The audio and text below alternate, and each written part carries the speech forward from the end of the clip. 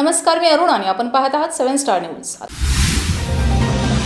विट्याचे उपविभागीय पोलीस अधिकारी विपुल पाटील यांच्या आदेशान्वये व उपस्थितीत विटा पोलीस स्टेशन येथे गंभीर गुन्ह्यातील 2 किंवा 2 पेक्षा जास्त दाखल असलेल्या गुन्ह्यातील आरोपींचा आदान प्रदान कार्यक्रम विटा पोलीस ठाणे येथे गुरुवार दिनांक 17 जुलै 2025 रोजी दुपारी 1 ते 2 या वेळेत आयोजित करण्यात आला होता। सदर कार्यक्रमामध्ये विटाचे प्रभारी अधिकारी धनंजय फडतरे, आटपाडीचे प्रभारी अधिकारी विनय बहिर, कडेगाव पोलीस स्टेशनचे प्रभारी अधिकारी संग्राम शेवाळे, चिंचणी वांगीचे प्रभारी अधिकारी राहुल घुगे हे उपस्थित होते। वरील 4ही पोलीस स्टेशनकडील 2 किंवा 2 पेक्षा अधिक गुन्ह्यातील चोरी, चेन स्नेचिंग, मोटरसायकल चोरी, वायर चोरी, मारामारी, खून वगैरे इतर गुन्ह्यातील आरोपींची एकमेकांना ओळख करून देण्यात आली।